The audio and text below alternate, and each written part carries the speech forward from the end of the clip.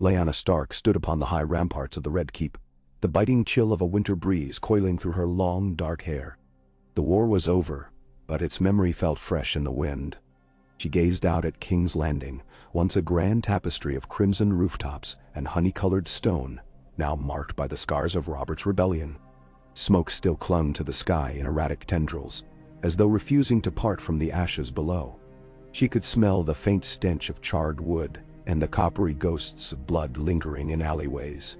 Soldiers stationed around her kept their eyes forward, stiffening their backs whenever she passed. Her presence, once invisible and overshadowed by lords and warriors, had become the center of talk, as surprising as any piece of news that ever drifted from the city's whispers. She felt a swirl of conflicting emotions. She was a Stark of Winterfell, daughter of the North, wolf blood in her veins. And yet, as fate had twisted itself into an impossible knot, she now wore the crown. When Robert Baratheon ceded the throne, too wounded in both body and spirit to rule after the final, devastating battles, he had turned to Lyanna. He'd looked at her with sorrow in his eyes, for the love he once bore her was still there, tangled with betrayal and heartbreak. Yet he offered the realm to her with a solemn vow that if she wished it, if the realm wished it, none would stop her. It was only the half-whispered rumors in the Great Hall that day which sealed the decision. She was rumored to be carrying royal blood in her veins, for Rhaegar Targaryen had been her secret lover before his death on the Trident. Some whispered that their union was blessed, though others called it an abomination.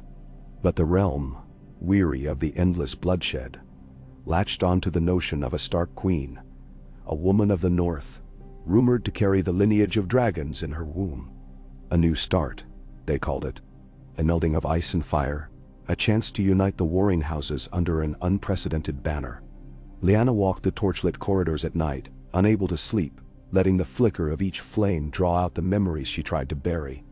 Each step brought up the ghosts of the past. Brandon's fiery rage, Ned's quiet strength, the laughter of Benjen in the courtyard of Winterfell, the solemn face of her father. There was a sense of hollowness in her victory, for so much had been lost.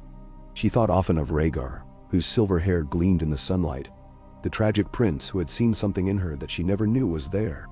The realm told the story as though they had been star-crossed lovers, doomed from the start. The truth, well, it had threads of romance and heartbreak both, woven tighter than a fisherman's net. At court, her new counselors, lords from every corner of the Seven Kingdoms, some grudgingly loyal, others openly adoring, would watch her every movement, pounce on her every word.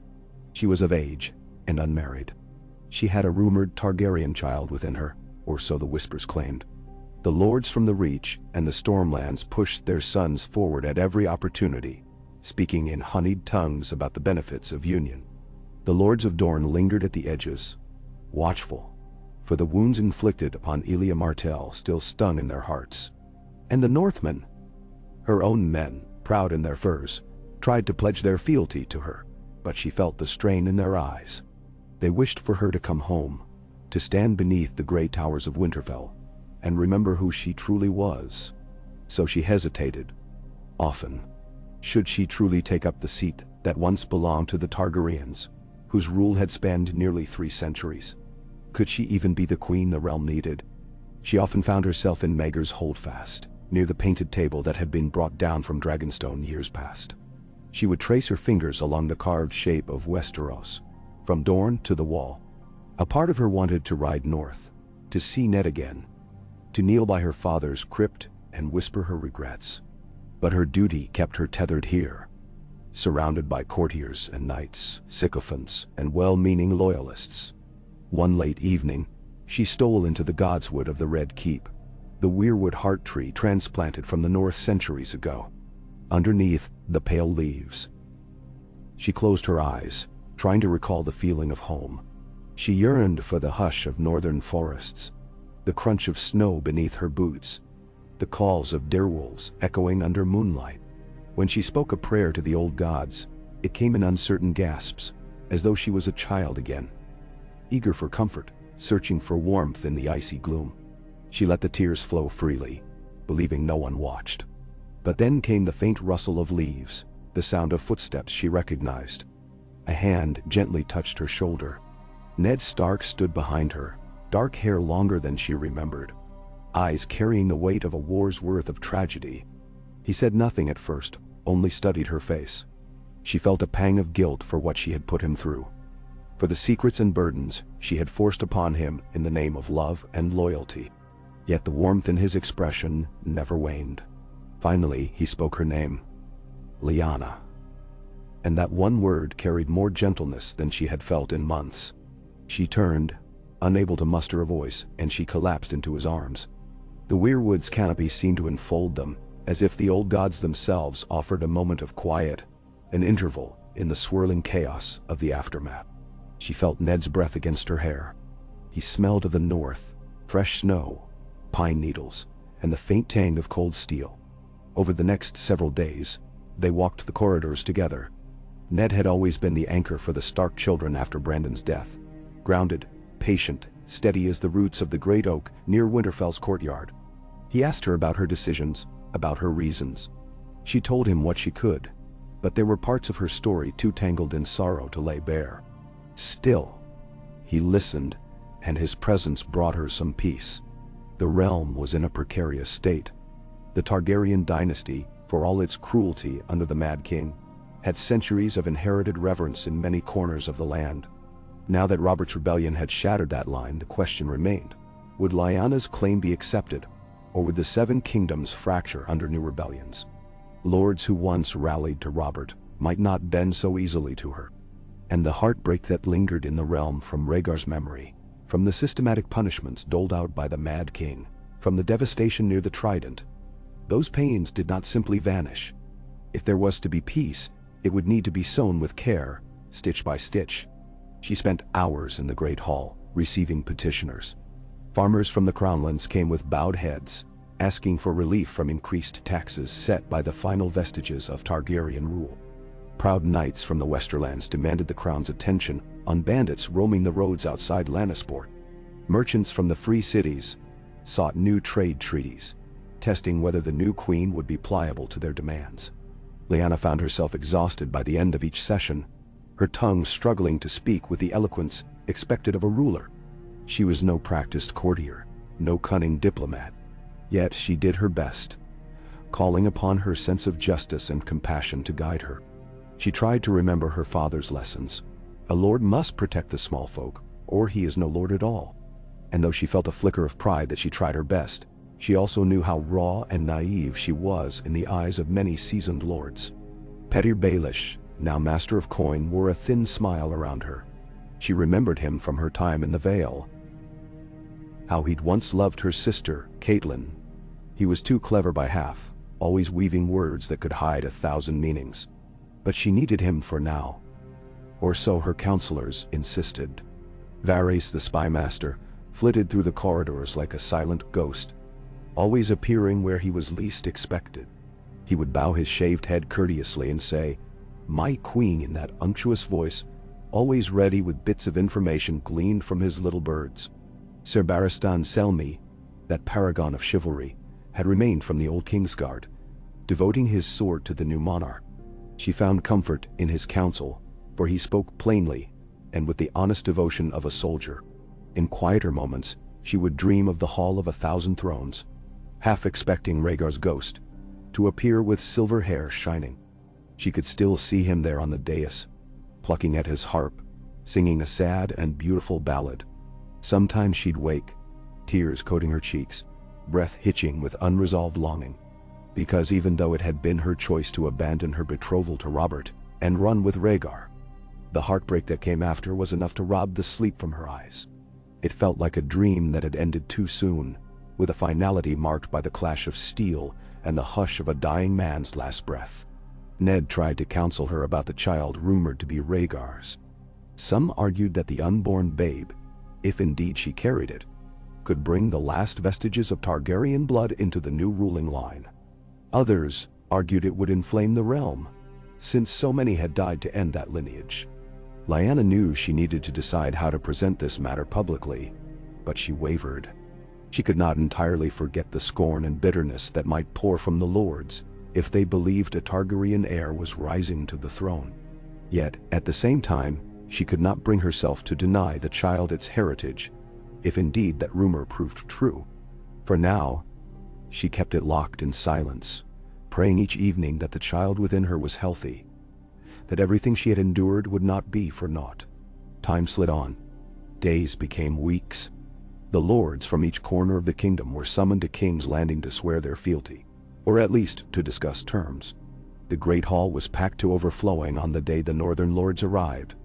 Lyanna, seated on the Iron Throne, felt her heart stutter in her chest at the sight of her people. House Umber, House Mormont, House Glover, House Karstark. Their banners were a welcome sight, fluttering with the memories of home. She rose, stepping down from the throne to greet them in the hall itself, ignoring the disapproving murmurs of certain courtiers who believed a queen should remain upon her seat of power. But she was a Stark after all, and these were her people.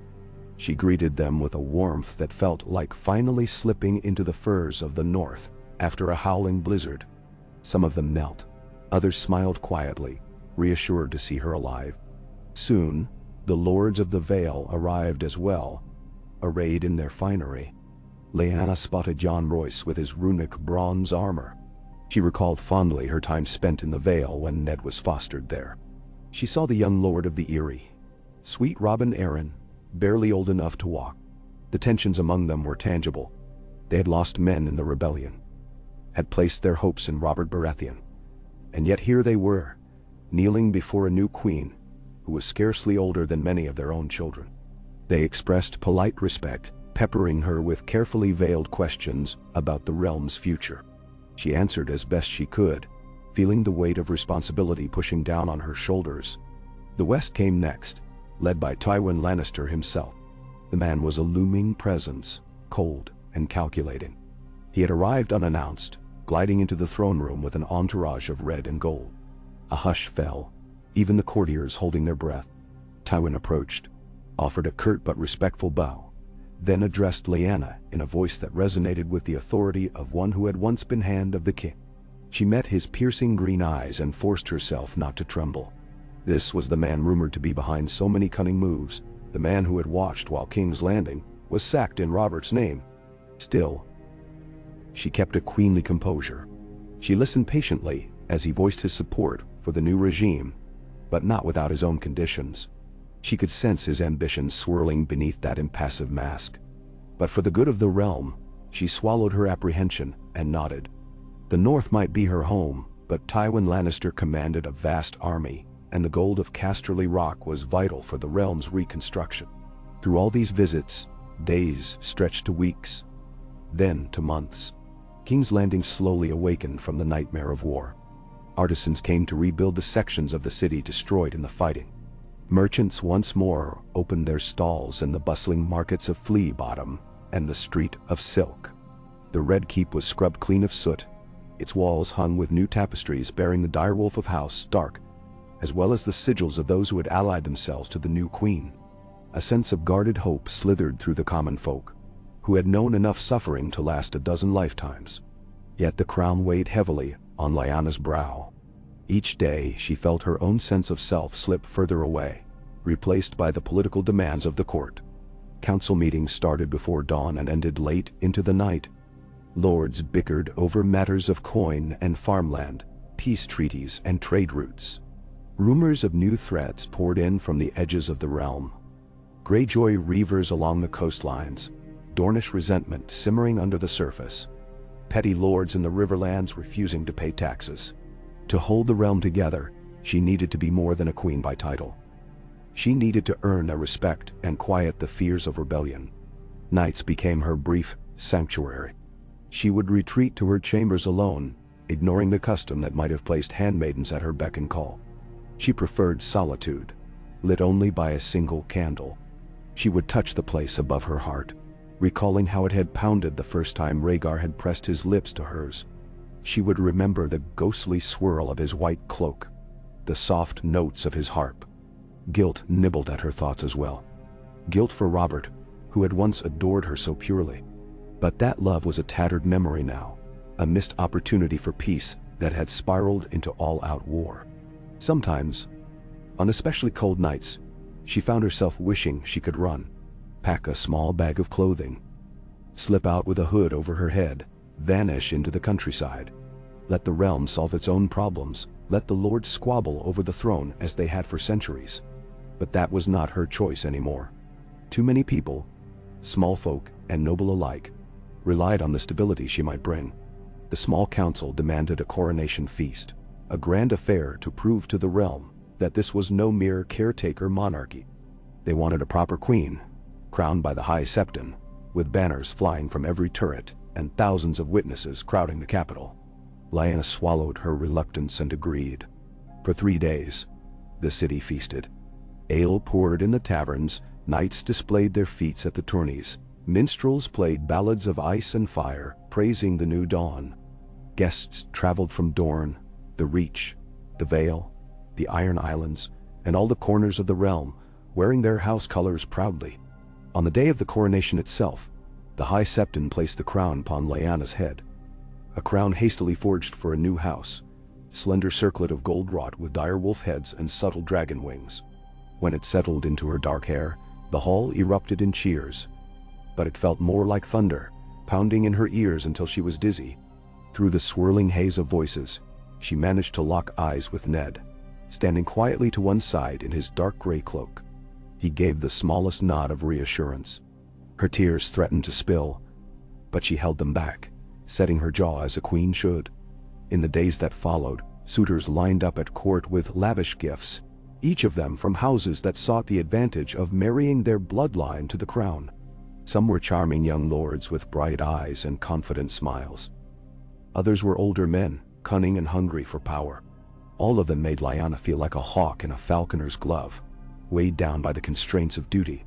She thought of her father's words again, of Brandon's brash laughter, of the days in Winterfell, where she could ride a horse across the frost-crusted fields, with the wind in her face. It felt like a lifetime ago, a dream from another world. She deflected the proposals, telling them politely that no decision would be made until the realm found its balance. It was a statement that satisfied no one but at least bought her time. Time did not stand still. The lines around Ned's eyes deepened as he took up the role of Warden of the North, traveling back and forth to help quell any unrest among the northern lords. Some nights, he would return to the capital, boots dusty, cloak smelling of horse and road dust, and give her reports of how the north fared. She would listen, grateful for the sound of his voice. He was the one living connection to her old life, the anchor that kept her from drifting into the uncertain seas of southern politics. When the moonlight lay on the capital like a silver blanket, she would walk the ramparts alone, wishing she could share this journey with someone who truly understood her heart. Robert? She saw him from time to time, always in the training yard or the cellars, brooding or drowning himself in wine. He had given up the throne but had not departed King's Landing. He lingered, a restless spirit, as though he could not bring himself to return to Storm's End and face a life without the glory he once believed was his. Whenever their eyes met across the courtyard, a distant sadness passed between them. Once he came to her half-drunk, tears shimmering in his blue eyes. He mumbled something about how he wished none of this had happened, how he still dreamed of her in the Winterfell courtyard all those years ago. She tried to comfort him, but the weight of guilt between them was too great. In the end, he stumbled away, leaving her with a sorrow that felt older than the bones of the Red Keep. She poured her energy into ruling, determined not to fail the realm that had so haphazardly placed its faith in her. With Ned's advice, she enforced new laws to ease the burden of war on the small folk, lowering certain taxes and demanding more accountability from the lords and providing for their people. She had a plan for roads to be rebuilt, to connect the kingdoms more smoothly, so that trade and communication might thrive. The Storm Lords hesitated, but she offered incentives and compromise. The Lords of the Reach were more enthusiastic, seeing opportunity for their bountiful harvests to reach distant markets. The Riverlands, ravaged by the war, needed relief most of all, so she allocated coin to rebuild their towns and clear the rubble. One by one, these measures began to take effect, restoring a faint glimmer of optimism to people who had seen too much death. But not all was peaceful. Cersei Lannister, now a widow from a short, tragic union with Rhaegar Targaryen, hid her resentment behind courtly smiles. Lyanna often felt the woman's green gaze assessing her, calculating every move, and suspected Cersei harbored secret ambitions for her family. The tension between them simmered, unspoken, but real. Meanwhile, Stannis Baratheon, ever stern and humorless, oversaw ships in the Royal Navy as the new master of ships. He respected Lyanna, or so it seemed, but their conversations were always clipped and perfunctory. 1,000 little tensions like these threaded through court, waiting for the slightest tug to unravel. As months passed, rumors about Lyanna's possible pregnancy spread. Her stomach, once flat and taut from her years of riding, began to show a subtle curve. The small folk whispered that the child in her womb would be the living embodiment of ice and fire, that the old prophecies might be stirred to life in ways unimaginable. She heard talk in the Red Keep corridors. Some wanted the child named a Stark and thus end any Targaryen claim. Others wanted the babe to be recognized as a Targaryen, forging a new dynasty of dragons from the line of Rhaegar. Lyanna tried to block out the chatter, focusing instead on the moment, on what she could do for the kingdom at present. Yet at night, she would rest a hand on her belly and wonder what kind of world her child would inherit. An unforeseen complication arose when envoys from Essos arrived, bringing tidings that Viserys and Daenerys Targaryen, the last surviving children of the Mad King, were making alliances across the narrow sea. Once believed to be too young or too insignificant to pose a threat, it appeared they had garnered some support, though the extent remained unclear. Some at court cried out that Lyanna should send assassins or plan an invasion. Others counseled caution, not wishing to spark another war. She leaned on Ned's advice, who urged restraint. "We've seen enough bloodshed," he said solemnly. "If we can find a path to peace, better that than seeing the realm bleed again." Her nod was slow, uncertain. She knew that any Targaryen with a claim could become a rallying point for dissent, but she had no taste for assassinations. That was the old king's way, the Mad King who had sought to burn entire families alive. The city continued to heal. Where once the stench of corpses had lingered, new life sprang up in the markets. Children laughed in the cobblestone streets, chasing one another with wooden swords, while adults bartered for fresh produce and salted meats. Musicians performed in taverns, and the city watch patrolled with renewed vigor. Lyanna even ventured occasionally into the streets, heavily guarded and hooded, to see with her own eyes the state of the small folk. It comforted her to witness the flicker of hope. She'd speak with a baker here or a blacksmith there, gleaning bits of the city's pulse. Most were guarded in their responses, but she sensed gratitude that the killing had ended. Still, the nights were long. She dreamed of the trident of Rhaegar falling beneath Robert's warhammer, of the swirl of rubies sinking into red water. Then, in her dreams, Robert turned to her with eyes full of betrayal, and her father screamed for her to come home. She would awaken, gasping in the darkness, the memory of the cool northern wind in her lungs, only to find the humid southern heat bearing down upon her. She'd press her forehead to the cold stone of the windowsill, inhaling the distant brine from Blackwater Bay. In those moments, she wondered if she was truly meant to be queen, or if she was just a placeholder for something else, some destiny yet to reveal itself. Dawn after dawn, she made the same resolution: to do her best for the realm that was now hers. She visited the royal septe, where the faith offered blessings on her unborn child. She received the wise women of the north, who brought her talismans and blessings from the old gods. She even spoke with the ship captains from the Iron Islands, who bristled under any rule but their own. Through all of it, she strove to be fair, to temper the wolf's instincts with compassion. In the yard, she attempted to keep up her sword work, though now her maester advised she should limit such exertions given her condition. She still wanted the solace of steel in her hand. She remembered how Rhaegar had once jested that her ferocity rivaled that of any knight in the realm. The recollection sparked a bitter sweetness. Sometimes, across the yard, she noticed Robert lingering, watching her train. She would pause, catching his eye. An awkward silence always passed between them, before one of them turned away. Whatever bond they once shared lay broken beyond repair, though there remained a tenderness that neither could fully bury. In time, the realm saw the glimmerings of a new age. The roads grew safer, thanks to a renewed Kingsguard and a better trained city watch. The alliances forged in the aftermath of rebellion, though tenuous, began to bear fruit. Harvests from the Reach filled King's Landing's granaries. Timber from the north helped rebuild ships. Gold from the Westerlands repaired the battered ramparts. Merchants reported that trade was increasing, and travelers from Essos spoke of King's Landing in cautious admiration. Lyanna took some pride in these small achievements, though her heart never lost that sense of somber reflection. One evening, as she sat upon the Iron Throne hearing the last of that day's petitions, she felt the child within her moo. A sudden jolt in her belly startled her enough that she paused mid-sentence. A hush spread across the hall, for every noble and small folk present saw the flicker of astonishment on her face. She regained her composure quickly, finishing the petition session with care, but the sense of awe lingered. Later that night, she told Ned. He offered a rare, genuine smile, placing a brotherly hand on her shoulder. That fleeting moment felt like a small victory, a sign that life continued, that hope persisted.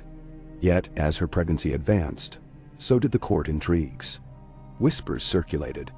Tywin Lannister was rumored to be orchestrating a grand marriage proposal. The Lords of the Vale had their own ideas, perhaps wedding her to their young liege once he came of age, though that would be far off. Dorne, still grieving the loss of Elia Martell, hovered with watchful eyes, uncertain whether to hold on to bitterness or move forward. And many still wondered if the unborn child was truly the heir of Rhaegar Targaryen, or just a convenient myth to solidify her reign. The new hand of the Queen, Ned, kept many such schemers at bay with his quietly formidable presence. But Lyanna knew it was only a matter of time before the question of her marriage and the child's legitimacy had to be addressed. She steeled herself for that day. In the privacy of her chambers, she wrote letters to each region, seeking to emphasize unity, reminding them that the realm had blood enough. Some responded favorably, others with measured courtesy, but the drumbeats of ambition never truly ceased. One cool morning, she awoke to find a raven perched on her windowsill. The letter bore troubling news. A group of sellswords had been spotted near the southeastern coast, boasting of a sponsor from across the narrow sea. Lyanna found her hand trembling as she read it. Could it be the exiled Targaryens, or just opportunists hoping to extort the newly stabilized kingdom? She called an urgent council meeting. Stannis insisted on a strong show of force, dispatching a royal fleet to scare them off. Varys suggested infiltration and spies. Petyr Baelish recommended a subtle approach. Bribery, possibly. Ned listened, face solemn. In the end, Lyanna decided to send a small force, led by a trusted knight, to investigate. She wanted minimal bloodshed if possible. The decision caused tension, but she stood firm, determined to avoid any conflict that might spiral into another war. Even after the meeting, her mind churned. She felt her child flutter again inside her, a reminder of what was truly at stake. She left the council chamber, stepped into the courtyard, letting the sun warm her face. A passing breeze carried the scent of the sea. She closed her eyes, letting the moment calm her. She was queen now, but she was still Lyanna Stark, daughter of the North, a woman who had once chased after songs and silver-haired princes. The path she had chosen had led her here, through blood and sorrow. But she was determined to carve out a better future, however precarious it might be. She walked to the Godswood again, something she did whenever she felt overwhelmed. The weirwood leaves rustled above, catching the golden sunlight. She knelt at the base of the tree, pressing her palm to the ancient bark. The face carved into the trunk gazed down upon her, eyes red with sap. She whispered to the old gods, a prayer for guidance and for strength. She prayed for her child, for her family, for the realm. And in the hushed stillness, she felt a faint stirring of reassurance, as though the ancient spirits of the North had not forsaken her. From behind came quiet footsteps. She turned to see Ned, who offered a small smile. He joined her, kneeling at her side. No words passed between them for a time. They knelt there, brother and sister, the last two living children of Rickard Stark. They shared the silence and communion with the old gods, each carrying the burdens of the realm in their own way. When Lyanna rose, Ned helped her to her feet. A silent promise passed between them. They would stand together as Starks, no matter how the winds of politics might rage. That evening, as the moon climbed in a sky freckled with stars, she stood on the balcony of her chambers. King's Landing stretched out below, torches dotting the streets, the heartbeat of the city palpable in the hum of distant laughter and conversation. She felt her breath catch, a mingling of fear and anticipation. Tomorrow would bring new challenges, fresh intrigues, more decisions to shape the fate of the realm. But she would face them. She would endure, as the North had taught her. And so Lyanna Stark, Queen of Westeros, kept her silent vigil. She was no perfect monarch, no seasoned conqueror like Aegon of old. But she had courage, and she had a fierce love for the people under her rule. For all the heartbreak and ruin that had led her here, she believed, in some corner of her heart, that this might be the beginning of a new story. A tale of unity forged out of the ashes, bound by the iron of the throne, and tempered with the compassion of a wolf's loyalty. In time, perhaps the Seven Kingdoms would heal, and though the darkness of war's memory still echoed in every corner of the land, Lyanna dared to hope that the dawn she strove for would break at last, ushering in a gentler age for herself, for her unborn child, and for everyone who called Westeros home. She stayed there, leaning on the balustrade, until the lanterns in the windows below were extinguished one by one, until all that remained was the faint sparkle of the city walls. The ocean breeze ruffled her hair, carrying a distant hush of waves against the cliffs. She placed a hand on her belly, closed her eyes, and let herself imagine a future free of the ghosts that had plagued them all. Slowly, she turned back inside, letting the moonlight guide her steps as she went to her bed to find some measure of rest, her first day's labor behind her, and so many more ahead. The morning light crept through the eastern windows of the Red Keep, painting the corridors in a pale gold that gradually warmed the stone walls. Lyanna stirred from her dreamless sleep, her pulse steady, the weight of the crown momentarily distant. In that first waking breath, she felt the subtle rounding of her abdomen, a reminder that her child, Rhaegar's child, if rumor held true, was growing day by day. With a low exhale, she rose, letting her hand linger against the gentle curve. A flicker of resolve touched her eyes. She would face another day of ruling, step by step, as she had taught herself to do. She dressed simply, preferring the practical garments of the north rather than the fineries many at court insisted she wear. Though the southern climate was mild, she could not forsake the modest comfort of heavier fabrics. She pinned her dark hair back, leaving only a few loose strands to frame her face. A handmaiden hovered with silent offers of bright southern dresses or elaborate jewels, but Lyanna dismissed them kindly. She found no joy in wearing the trappings of power. The burden weighed enough without gilded ornaments. She walked the corridors alone, a pair of gold-cloaked guards at a respectful distance. The great hall awaited her, though she suspected the day's line of petitioners might not be as long as usual.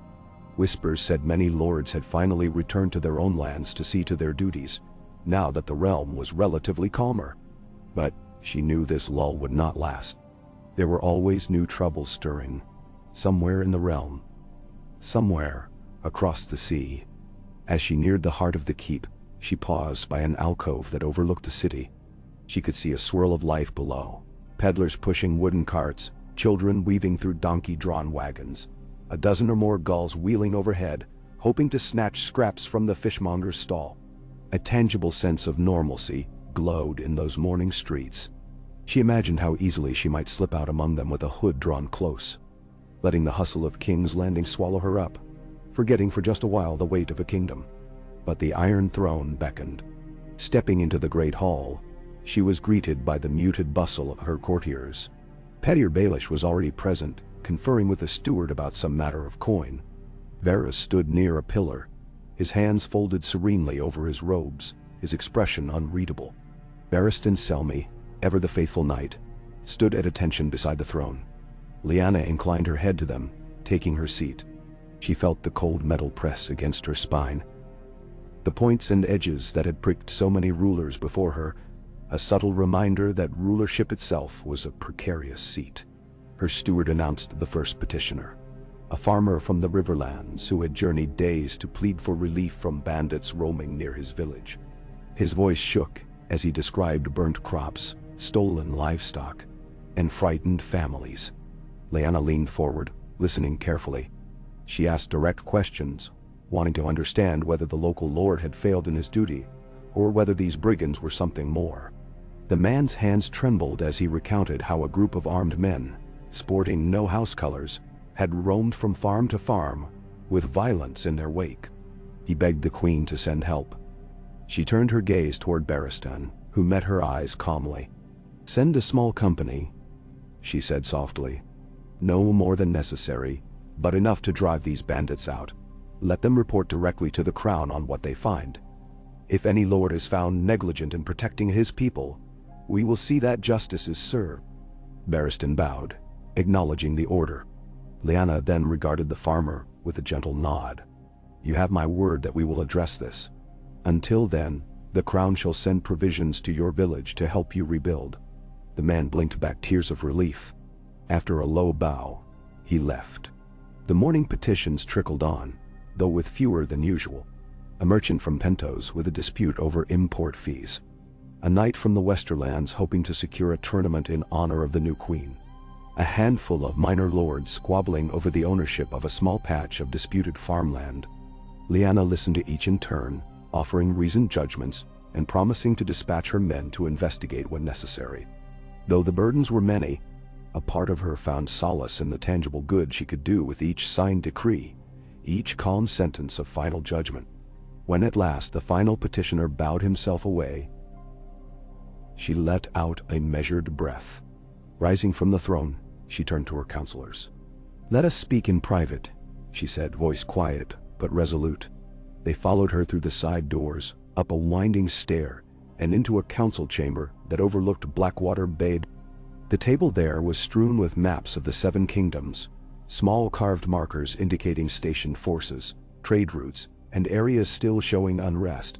She settled into a high-backed chair, while the others took their seats around the table. Ned arrived a moment later, having been delayed by some matter regarding shipments of grain from the north. He offered a quick bow to his sister before sliding into a seat, meeting her eyes with a subdued warmth. She noticed lines of weariness in his face, though he tried to keep his composure for the sake of appearances. Petyr Baelish was the first to speak. "My queen," he said, voice silken. "The treasury is looking healthier since the new trade agreements with the Toroshi. We have silver enough to fund more improvements here in the capital, repaving certain streets, reinforcing the city walls, or investing in additional granaries to stave off potential shortages." His fingers toyed with the feather on his cap, eyes gleaming with a cunning that never quite vanished. "Might I suggest we focus on the harbor expansions? A larger harbor means more trade, more coin in the coffers." "Mention Lyanna inclined her head, acknowledging his point. "A fair notion, Lord Baelish. But I'd also hear from the master of ships, Stannis?" She turned her attention to Stannis Baratheon, who sat stiffly, his jaw set as though carved from stone. Stannis folded his hands. "Harbor expansions would benefit the fleet, Your Grace," he said in his even, no-nonsense tone.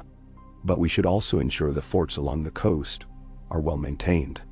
Rumors of sellsword companies dotting the seas near the stepstones cannot be ignored. A larger harbor is worthless if foreign powers see our coast as easy prey." "Nah." Ned nodded agreement. "Word from White Harbor also suggests the Ironborn have become restless again. New raids on trading ships have been reported, though so far it's only rumor." Varys cleared his throat softly. "My little birds tell me that the Iron Islands grumble under a queen from the north. Lord Balon Greyjoy might be testing your reign, considering you unseasoned. A feeble queen in their eyes might be an opportunity." His voice held its typical calm, but his eyes flicked toward Lyanna, gauging her reaction. She knew better than to show anger. Instead, she pressed her lips thin. "We'll deal with any raiders swiftly. If the Greyjoys want to test the crown, they'll find the realm united against them. See that you place watchers in key ports. I want to hear of anything that approaches our shores unannounced." She looked to Ned, who gave a slight nod. "I'll send ravens to the north," he said. "House Manderley in White Harbor will be vigilant. Our coasts are not as vulnerable as some might assume." They moved on to discuss the next issues. The talk turned to the question of the Targaryen children across the sea. Varys revealed uncertain news. Viserys had allegedly traveled deeper into the Free Cities, seeking supporters for his cause, while Daenerys, still little more than a girl, was rumored to be under the watchful eye of Illyrio Mopatis in Pentos. The notion of another Targaryen invasion lingered in the air, like a faint but persistent threat. Some urged preemptive action, but Ned and Lyanna both spoke out against any aggression that might ignite another war. They had only begun to rebuild. To strike across the narrow sea now would be an invitation to chaos. The meeting stretched long, the sun rising higher, its light shifting across the table. By the time Lyanna finally dismissed them, her head buzzed with details and decisions. Yet she wore a stoic expression, determined not to let her exhaustion show. She stepped out onto a balcony, where a breeze tugged at her hair, offering a fleeting taste of freedom. She placed a hand on the railing and looked down at the teeming life of the city once more. Ned came to stand beside her. "How do you fare, sister?" he asked quietly. "Tired," she admitted, "but resolute. Each day feels like a test. I fear I'll never be skilled enough in these southern games." He offered a faint, reassuring smile. "You're doing better than you know. The realm is healing, in no small part, because you've refused to let the old grudges fester." He hesitated, glancing at her stomach. "And how is the child?" Her hand rose to her belly. "Strong, I think. I sense little movements more often now." A gentle softness crept into her voice. "I've never known this kind of responsibility, Ned. Ruling a kingdom, and soon, a mother. It feels like I'm walking across a frozen lake, never certain when it might crack beneath me." Memo. Ned's gaze turned toward the city. "Then all you can do is tread carefully and trust your instincts." He gave her shoulder a supportive squeeze. "If you need counsel, you have it. For what it's worth." She exhaled slowly, nodding. "Thank you." Their eyes lingered for a moment, sharing an unspoken bond of kinship that neither politics nor distance could break. He departed soon after, leaving her to the hush of her thoughts.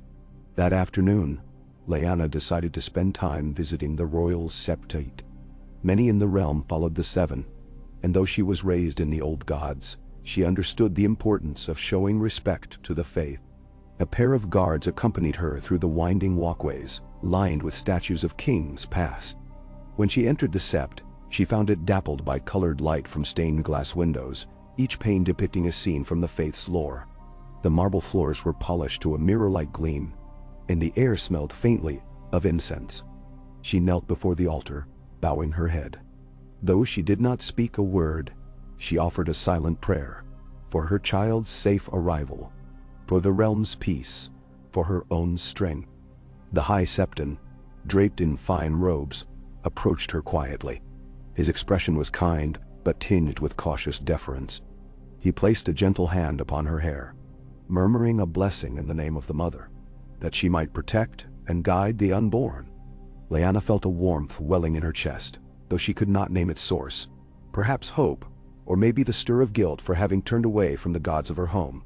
She whispered, "Thanks," rising with a slight bow to the Septon. A hush hung around her as she walked the aisles. The city's noise seemed distant here, replaced by the soft shuffle of footsteps and the resonance of prayers.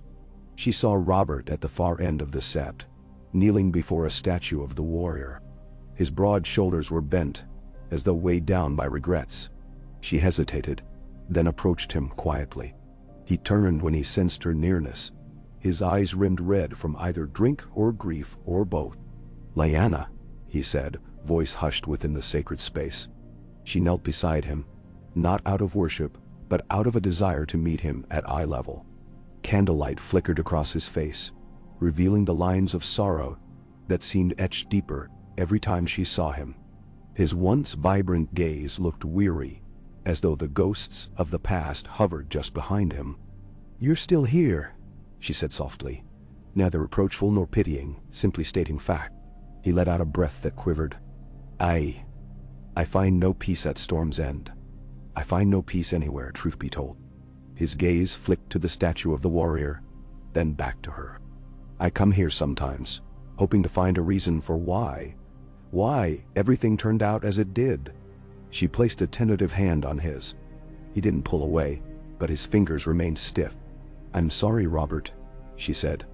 "Truly. I never meant for us to end up like this." His jaw clenched, but he nodded, as though summoning acceptance he'd long resisted. "I know. I just wish—" He trailed off. Instead of finishing, he stared up at the statue, the shadows playing across the carved face. "I hear the lords praising you, calling you queen. They say you're forging a peace. I'm trying to be happy for the realm. But sometimes I wonder what might have been, if that day at Harrenhal never happened. If Rhaegar had never laid eyes on you. Mender Nas." Lyanna closed her eyes momentarily, recalling the memory of the tourney at Harrenhal. The wind whipping her hair as she watched Rhaegar tilt.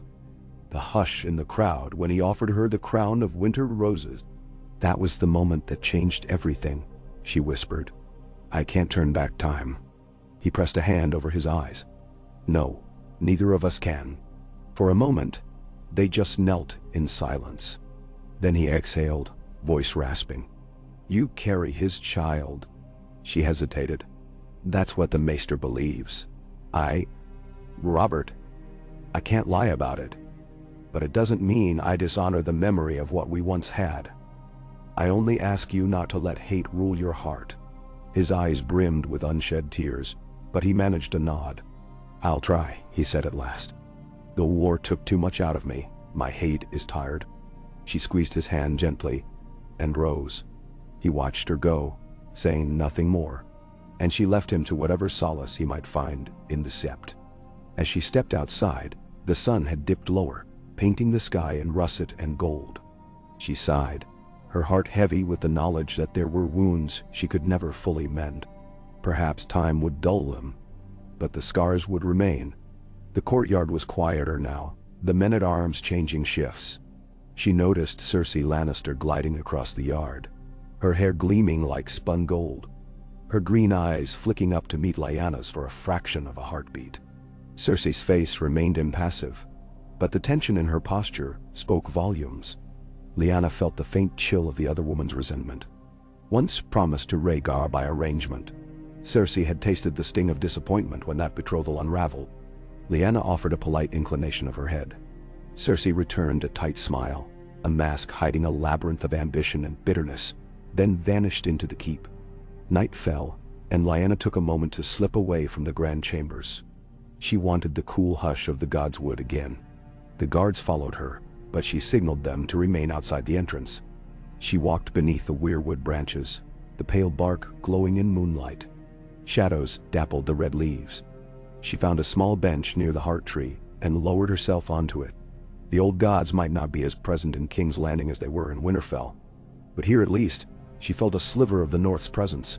She placed a palm on her belly. The child stirred, and she imagined a tiny foot pressing outward, seeking space in a world not yet touched by war or sorrow. She whispered a prayer to the old gods for the baby's safe birth. Something in the hush of leaves comforted her, as though the tree listened. Her thoughts turned to all that had happened. The rebellion, the crowning, the uneasy peace.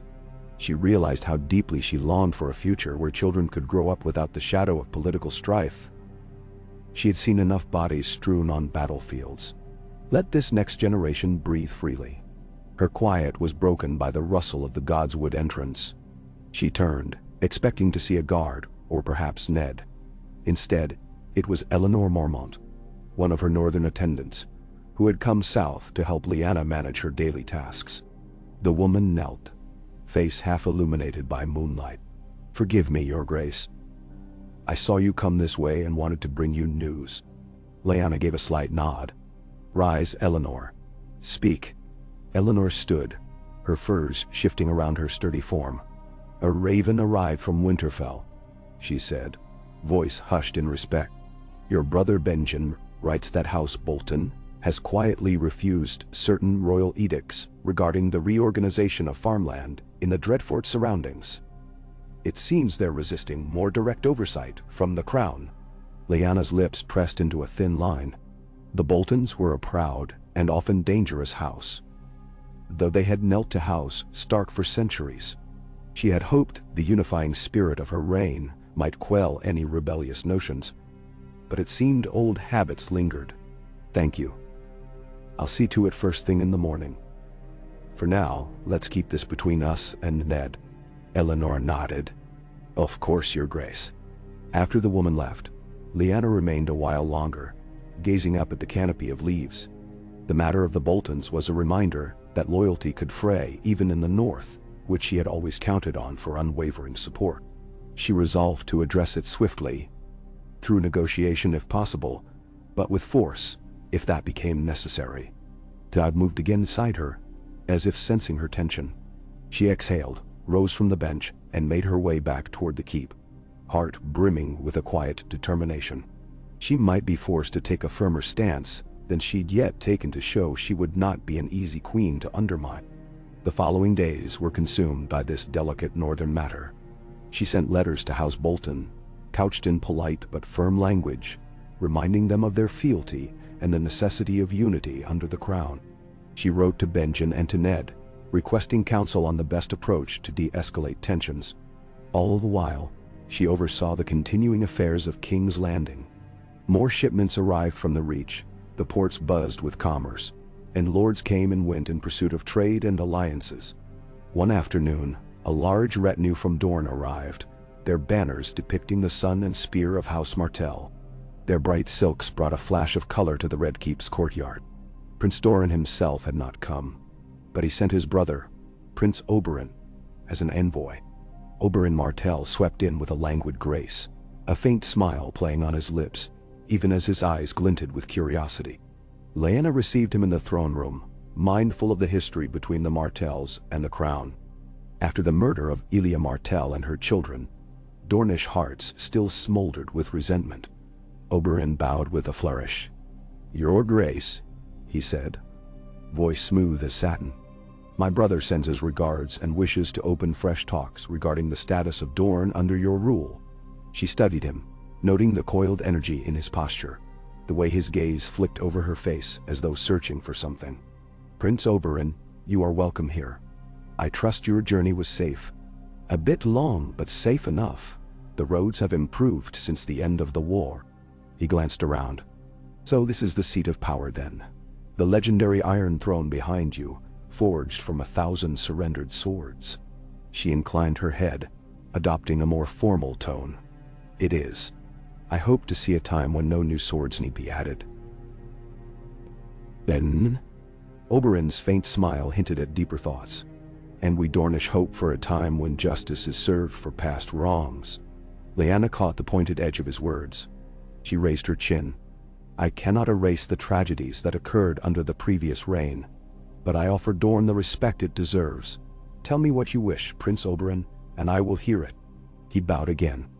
"Dorne desires fair representation in the Crown's councils, restitution for the ravages of war in our lands, and a formal apology for Elia Martell's fate at the hands of those who acted in the name of the last rebellion." She heard the murmurs in the hall. An apology for Elia's murder was a delicate matter. Gregor Clegane and Amory Lorch, both sworn to House Lannister at the time, had committed those brutal acts. Tywin Lannister had never officially admitted his part, though the realm whispered that he'd turned a blind eye. Lyanna's eyes flicked to the side, where Tywin's presence was notably absent, though his son, Jaime, newly resworn to the Queen's Guard, stood near a column. He said nothing, face carefully blank. Maintaining a calm demeanor, Lyanna nodded. "I recognize the pain Dorne has endured. I cannot speak for those who committed those crimes, but as Queen, I regret the horrors visited upon House Martell. It is my wish that we move forward in peace, with Dorne as a valued part of this realm. If that means acknowledging the injustice done to Princess Elia, then let it be so." And how? Oberyn's eyes narrowed slightly, as if gauging her sincerity. Then his smile returned, warmer this time. "You speak with the honesty of the North. It's a start, Your Grace. Let us speak in private on the details." She agreed, summoning Ned, Varys, and Barristan to accompany her. They adjourned to a smaller solar, where they spent hours in negotiation. Oberyn's wit was as quick as a viper's strike, But Ned's steady calm and Lyanna's earnestness kept the talks measured. By evening, they emerged with a tentative agreement. Dorne would receive certain rights to self-govern on local matters, extra funds for rebuilding the areas ravaged by the war, and a seat on the Queen's small council reserved for a Dornish representative. In return, Oberyn pledged Dorne's loyalty and acceptance of Lyanna's reign. It was a small victory, an acknowledgement that the new order would not ignore Dornish suffering. That night, a lavish feast was held in honor of the Dornish envoys. Long tables were set in the Great Hall, loaded with roast boar, spiced wine, honeyed oranges from the southern groves. Musicians played lively tunes, and for a time, laughter and conversation filled the air. Lyanna, clad in a modest gown trimmed with northern fur, sat at the head of the table. She tasted the Dornish wine sparingly, mindful of her child, though she raised a small cup in toast to their new partnership. Oberyn Martell sat to her right, enthralling nearby lords and ladies with stories of his travels through Essos. Tywin Lannister attended but sat near the opposite end, speaking little and observing much. Now and again Lyanna felt the intensity of his gaze. He was a man who rarely allowed sentiment to cloud his judgment. She suspected he was assessing her willingness to compromise, to see how far she might be pushed. She kept her countenance regal, refusing to show discomfort under his scrutiny. Across the table, Cersei Lannister, draped in a gown of crimson and gold, spoke quietly with her brother Jaime. Now and again she flicked her gaze toward Lyanna, her lips curling faintly. Lyanna found it impossible to read whether that curl was scorn or mere disinterest. Perhaps it was both. Robert Baratheon was noticeably absent. Word had it, he had gone on a hunt outside the city, perhaps preferring the wilds to the polite pretenses of the feast. Some pitied him, others whispered that the former rebel king could not bear to watch Lyanna preside over a realm he once believed would be his.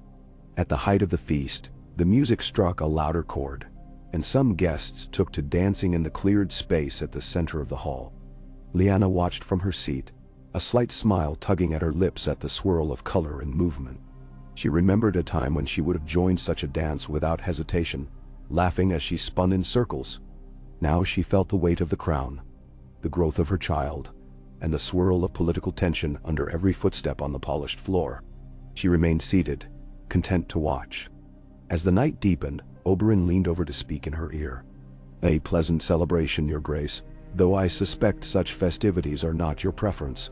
You have a northern spirit, better suited to smaller gatherings by the hearth." "Nine." She nodded with a soft chuckle. "You see me clearly, Prince Oberyn. I do this because it is my duty, not my delight." He sipped his wine thoughtfully. "Duty can be its own prison if you let it. Take care that you do not lose yourself to it. The realm needs your humanity as much as your authority." With that, he set his goblet down and rose. "If you'll excuse me, I shall indulge in the dancing." She watched him go, letting his words settle. Perhaps he was right.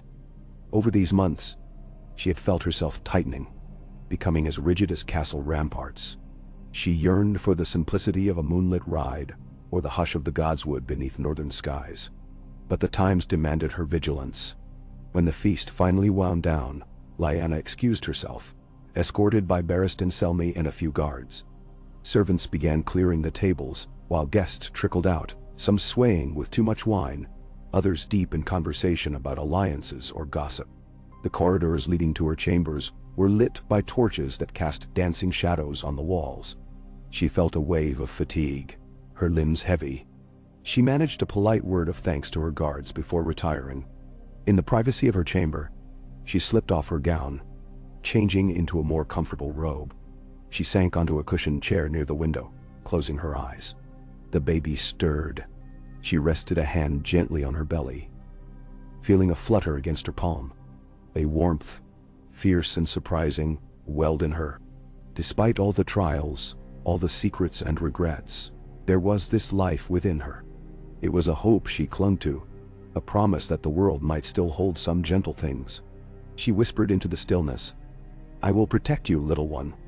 I'll do all in my power to give you a world kinder than the one I've known." A soft rap at the door startled her from her reverie. She rose, opening it a crack to find Ned.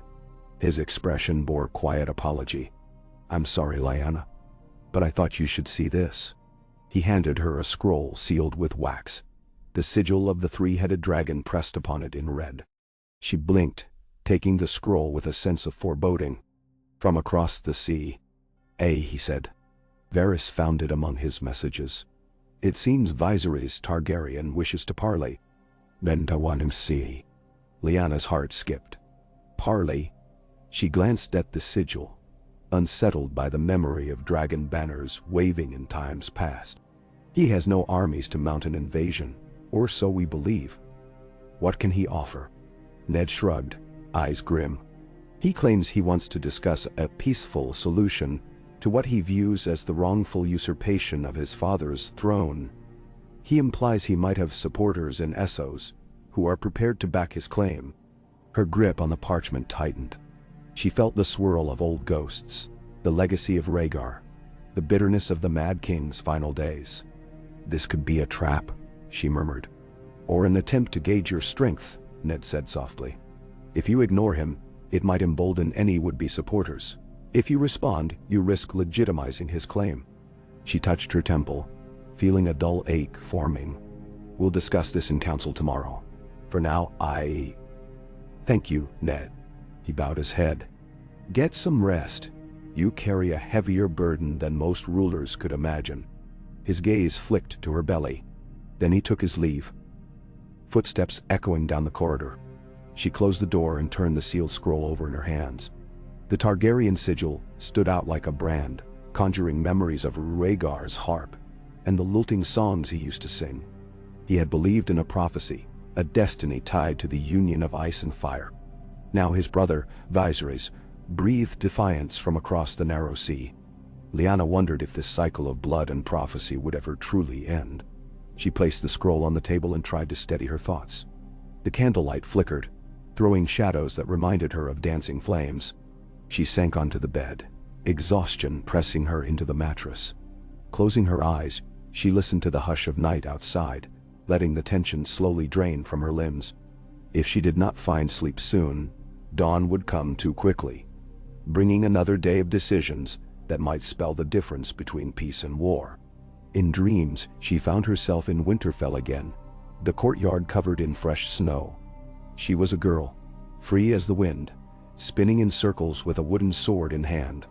Brandon stood nearby, cheering her on with that booming laugh.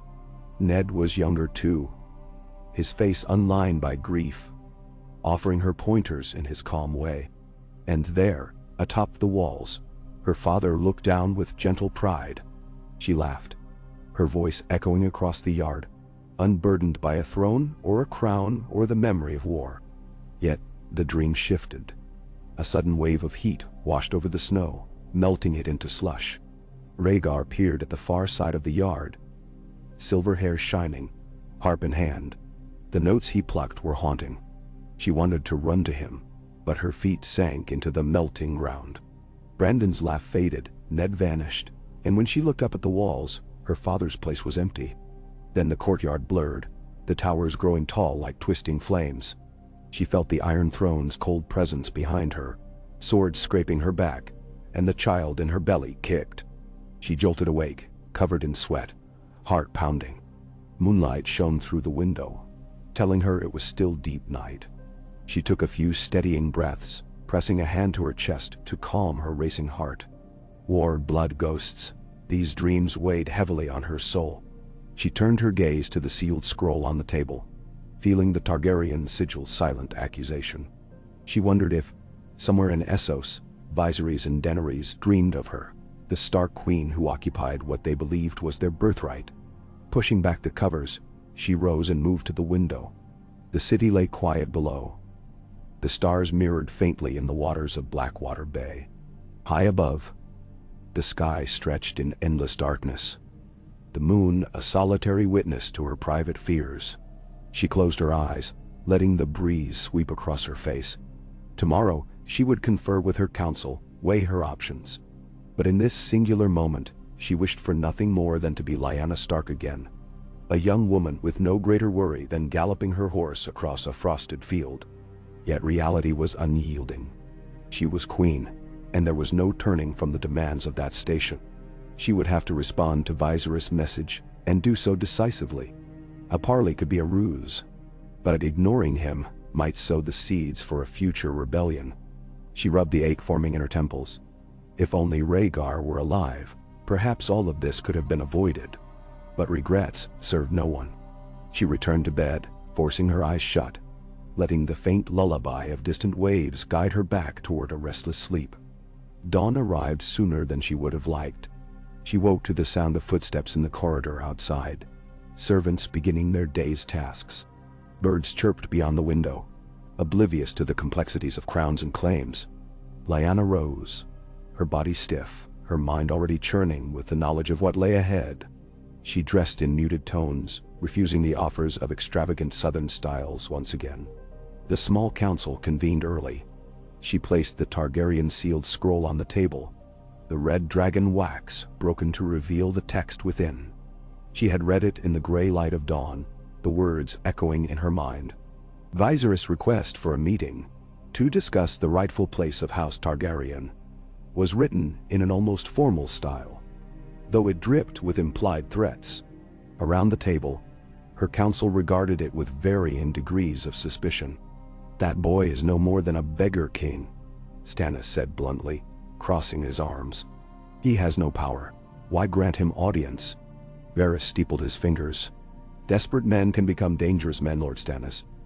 If he's managed to rally the support of magisters or sellsword captains, ignoring him might be unwise." Pettier Baelish tapped the table. "Meeting him could be a show of strength, provided we do it on our terms. But if he draws the support of other lords who remain sympathetic to the Dragon Banner, your position could be undermined." Ned frowned. "The realm needs stability, not another war. If meeting him can avert bloodshed, that might be the better course." Tywin Lannister, silent until now, spoke in a measured tone. "Viserys Targaryen must be reminded that he cannot simply claim what was lost by his father's madness. The moment we show we take his claims seriously, we dignify it. Perhaps a private envoy, someone trusted, could gauge his intentions without exposing the crown to danger." Lyanna listened, arms folded over her growing belly. Every word carried potential consequences, not just for her but for the realm that had bled enough. After a moment's deliberation, she said, "We will send an envoy. Not me, not yet. Let us learn his true intentions first. If it seems he genuinely wishes for peaceful terms, we will consider his petition. But if this is a ploy..." Her voice trailed off, letting the unspoken threat of consequences linger. The council nodded, though no one looked entirely satisfied. Varys volunteered to facilitate the communication. Ned agreed to select a few discreet men to travel across the narrow sea, men who would not easily be swayed by silver or threats. The plan was set in motion, though Lyanna's stomach still churned with unease. Another storm loomed, and she had to navigate it carefully. When the meeting ended, she retreated to the Solar, where she kept a small shelf of books on history and lore. She selected a tome that spoke of Aegon's conquest, flipping through the pages that detailed how dragons once united the Seven Kingdoms by fire and steel. She traced the faded illustrations of winged beasts scorching armies. How different her reign was, built on uneasy alliances rather than unstoppable dragons. She wondered if that made her weaker or stronger. Outside, the day passed with a deceptive calm. Courtiers bustled, and the usual flow of business continued. She met with a few minor lords to finalize trade agreements, then took a midday meal in her private chambers, forcing herself to eat despite her lack of appetite. She felt the child stir, and a sudden wave of dizziness made her grip the edge of the table. Her maester, a gentleman named Osric, stepped forward. He insisted she rest, reminding her that her strength was not inexhaustible. Though she chafed at being told to slow down, she complied. A short rest, at least, might keep her from collapsing under the weight of everything. She dozed in a cushioned chair by the window, lulled by the sun's warmth. In the distance, bells tolled, announcing the arrival of some new guests, or perhaps the hour for prayer at the sept. Her dreams were fragmented, filled with echoes of swords clashing and dragons roaring. When she awoke, an hour had passed. The sound of hushed voices just outside her door stirred her. She rose, smoothing her robes, and went to the door. One of her guards looked startled to see her. "Forgive us, Your Grace," he said. "There's been an incident in Flea Bottom." A group of Sellswords were caught stirring trouble, claiming loyalty to a Targaryen banner. The city watch contained them, but they caused a minor riot before being arrested. Her hand tightened on the doorframe. "Take me there," he gaped. "Your Grace, Flea Bottom is no place." "I'm aware," she said curtly. "I will go. Prepare a sufficient guard." Namari.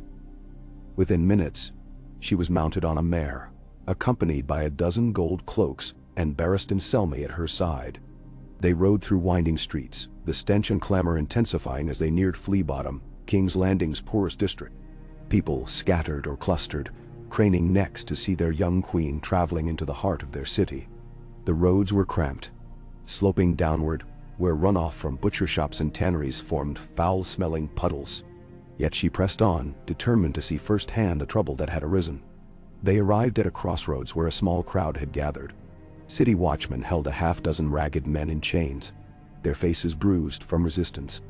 Around them, small folk whispered, some with fear, others with curiosity. Lyanna dismounted and approached slowly. The watchers parted to let her through. One of the sellswords, a wiry man with a scar across his cheek, spat at the ground. "You can lock us up," he snarled, "but you can't kill the dragon's will. The Targaryens will return." His accent was foreign, perhaps from the disputed lands. He glared at her with wild defiance. Barristan stepped forward, hand on his sword. "Mind your tongue in front of your queen." The sellsword smirked bitterly. "Queen? A usurper wearing a wolf skin. The rightful king is across the sea." Lyanna regarded him calmly, though the crowd behind her was growing restless. She could feel their uncertainty, the tension that an open mention of Targaryen might spark. Raising her voice so all could hear, she said, "The realm has known enough war. If you bring violence here again, you shall face the same justice any criminal does. If your so-called king across the sea wishes to parley, let him. But know this, I will not stand idle while my people are harmed in the name of old grudges." Nebersau. A hush fell, broken only by a distant child's cry. The sellsword scowled, but said nothing more.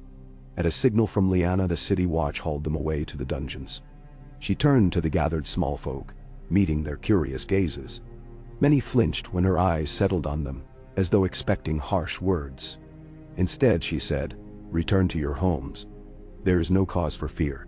If anyone troubles you in the name of a foreign cause, speak to the watch." Demetan. A low murmur coursed through the crowd. Some wore expressions of relief, others remained wary. Lyanna caught sight of a young mother clutching a babe to her breast, eyes wide with hunger and uncertainty. She moved closer, ignoring the slight protest from Barristan, and pulled a small pouch of coins from her belt.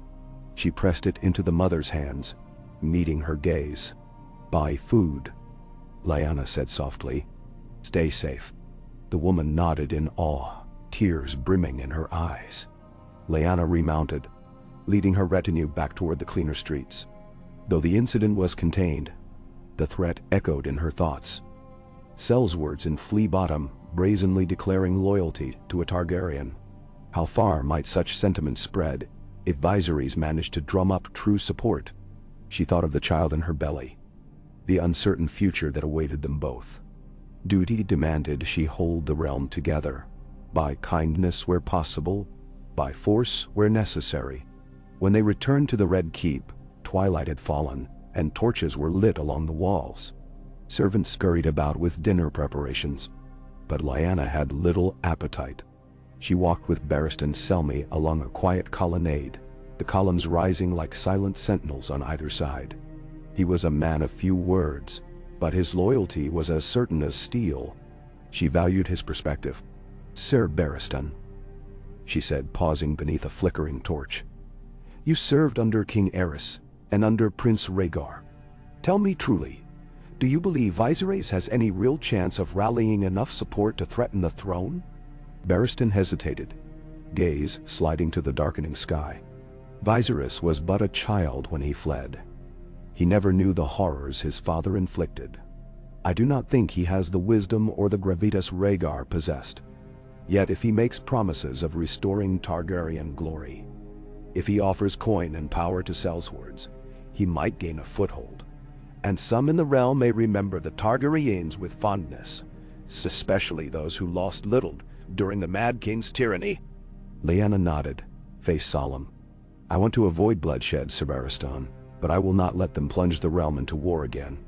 If Viserys insists on conflict, I'll answer with the full might of the realm." "Dewand." Barristan offered her a respectful bow. "You have my sword always." She appreciated the reassurance. In the hush of the courtyard, she glimpsed Ned crossing toward them. He, too, offered a grave look. "I heard about Flea Bottom," he said. "The city is uneasy. They still remember the years under the Targaryens, both the good and the ill. If rumors of your child being Rhaegar's are true, that complicates matters further." She pressed her lips together. "It does. Some might see this child as bridging the lines. Others might see it as an abomination. I don't know which reaction is stronger, Ned. I only know that the child deserves a life without war and hatred." Men. They walked together up the steps, the flames of lanterns casting their shadows in elongated shapes on the stone. As they ascended, Lyanna felt the weight of the day pressing heavily upon her. She longed for her bed, but more pressing concerns demanded her attention. Letters had to be written to the lords who might hear rumors of the Flea Bottom incident. She needed to reassure them that the situation was under control, and that the queen remained watchful. An uneasy queen might invite opportunists. She spent late hours at her desk, quill scratching on parchment. The soft glow of candles lit the chamber. She drafted letter after letter, employing careful language to dispel alarm without sounding defensive. Now and then, she paused to massage the ache in her lower back. Each twinge reminded her of the life inside her, stirring her to redouble her resolve. She finished the last letter near midnight, sealing it with the wolf's head stamp. Then, at last, she snuffed out the candles and allowed herself to rest. The next morning, she was awakened by the thunder of hooves in the courtyard. Rising, she peered from the window to see a line of riders entering under the portcullis. One carried a bannerman's pole with the flayed man of House Bolton. Tension coiled in her stomach. So they had come to answer her letters in person. She dressed quickly in a dark gray gown with the Stark direwolf embroidered at the collar. Gathering her composure, she made her way to the throne room, where lords assembled to greet the new arrival. The Bolton party was led by a tall, lean man with a pinched expression. His hair was dark, his demeanor stern. This was Roose Bolton, the Lord of the Dreadfort, known for his unsettling quietness. She felt his gaze slide over her, lingering on her pregnant form with cool dispassion. He bowed, though his movement was as stiff as the rest of him. "Your Grace," he said in a voice devoid of warmth. Lyanna nodded. "Lord Bolton, you travel swiftly. I trust your journey was uneventful?" He straightened, eyes half-lidded. "Uneventful indeed." Then, with an even tone, "I received your letters regarding the farmland oversight and wanted to clarify the misunderstanding. It seems your scribes believe House Bolton is refusing the Crown's instructions. I assure you, we have simply been preoccupied with local matters. No disrespect was intended." The hall was quiet, courtiers watching this exchange. Lyanna's gaze never wavered. "I am pleased to hear it. Yet, your ravens implied you would handle certain matters your own way. The Crown must ensure that all houses abide by unified laws and protections, especially in the North. Our people rely on cooperation, not isolation." Then, his lips curled, though whether in a smile or something else, she couldn't be certain. "I understand. We are loyal to you, as we have long been to House Stark. But the Dreadfort has its customs, and we ask for space to deal with our affairs." She caught an unspoken warning in those words. "I will grant you reasonable autonomy, Lord Bolton, but the Crown's oversight remains. Any land disputes or conflicts must be reported to the Warden of the North, and, if necessary, the Crown directly." Roose inclined his head. "Of course." He paused, then added, "May I request a private audience, Your Grace? I would like to discuss certain intricacies without the entire court listening." She considered it. The Boltons had always been a prickly subject, their loyalty historically overshadowed by a brutal reputation. Still, she would not shy from this conversation. "Very well. This afternoon. Until then, my stewards will see to your comfort." She gave a small gesture, signaling an end to the formal greeting. He bowed again, then stepped away with his retinue in tow. The hall gradually returned to its routine, but Lyanna felt a kernel of unease. The Boltons were too close to the old ways of the North, ways that included flaying enemies. If they chafed under her rule, it could sow discord in a region she counted on for unwavering support. She resolved to handle this carefully, balancing firmness with the ties of shared northern identity. True to her word, she met Roose Bolton in a small chamber that afternoon. A pair of guards stood outside, while Ned was present to her right. The meeting was curt, with Bolton emphasizing his desire to manage local matters in the old traditions. Lyanna maintained that such traditions must not violate the crown's laws or endanger the realm's peace. Their exchange was careful, each word weighed like gold on a scale. In the end, they reached a fragile understanding. Roose seemed mollified, though she sensed he tested her, searching for weakness. When he departed, Ned exhaled, looking weary. "I don't trust him," he muttered. "He's too calm, too unreadable." Lyanna nodded. "Agreed, but for now we have his public loyalty. We must be vigilant. If he so much as hints at crossing a line, we'll address it swiftly." She pressed a hand to her belly, feeling the child tumble within, as if sharing her agitation. Ned's expression softened. "The strain is heavy on you, sister." She managed a small smile. "I'll endure, Ned. I must." In the days that followed, the Bolton delegation remained, partaking in small dinners and occasional hunts around the outskirts of King's Landing. Roose was civil in public, though rarely sociable, and when the time came for him to depart, he offered a polite farewell. Lyanna watched from the ramparts as he and his men rode north, uncertain if she had gained an ally or merely deferred a threat. Amidst these concerns, news arrived from the envoy sent to Essos, though not as swiftly as she had hoped. The initial raven stated that Viserys Targaryen had not immediately agreed to meet. Instead, he demanded to know which highborn lords or ladies were among the envoy, offering no courtesy in return. Lyanna rolled the parchment between her fingers, feeling the tension coil again. This Targaryen scion was no Rhaegar, that much was clear. Still, she had to move forward with caution. She penned a measured response, instructing her envoy to extend respectful but firm terms. They would only meet Viserys if he disavowed any violent intentions. They would listen to his demands, but make no promises beyond that. Then she sent the raven, the small black bird, fluttering off into the sky. A tiny messenger, carrying the fate of kingdoms in its claws. So life continued in the Red Keep. Each day brought fresh challenges, petitions from lords seeking favor, small folk requiring justice, rumors of sellsword companies across the narrow sea claiming to fight for Viserys, uneasy alliances with a proud House Lannister, the watchful eyes of Prince Oberyn and Dorne, and the battered spirit of Robert Baratheon drifting through the capital like a restless ghost. Through it all, Lyanna reminded herself of her purpose. She was queen not by heritage or design, but by a twist of fate that demanded she rise to the occasion. At night, when the moonlight slanted through her windows, she would settle on the edge of her bed, a hand resting on the gentle swell of her stomach.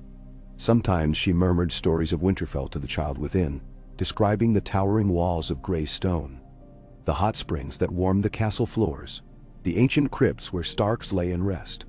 She spoke of the Wolfswood, where the wind sang through pines and birches, and how snow could sparkle like diamonds beneath a midday sun. In these moments, she felt a tenderness that transcended the storms of politics. No matter what dragons or wolves or lions lurked in the corners of the realm, she found a quiet certainty in the bond, forming with the life she carried. Outside the tower, King's Landing shimmered with 1,000 torchlights, each representing a soul seeking survival, purpose, or profit. She remembered Rhaegar's words about the Song of Ice and Fire, how he believed their union might herald a new age. She used to dismiss it as prophecy-laced fancy, but now she wondered if there was a grain of truth. Perhaps their child was meant to be something greater. Or perhaps it was just a child, innocent and fragile, depending on her for protection in a world that teetered between hope and violence. Her final thought each night was a prayer. Sometimes to the old gods, sometimes to the Seven, and sometimes to any divine force that might listen. She prayed for the realm, for her family, for the child within. She prayed that she could steer Westeros away from more bloodshed, so that one day, when her son or daughter was grown, they might roam the land, not as a prisoner of destiny, but as a free soul, unburdened by the sins of the past. And so Queen Lyanna Stark reigned, each passing day, weaving itself into the tapestry of a realm caught between ice and fire, old loyalties and new beginnings, 1,000 scars and the fragile promise of healing. She walked the corridors of the Red Keep with resolve. The crown heavy on her brow, her wolf's heart steadfast, her unborn child an ever-present reminder that the future was not yet written.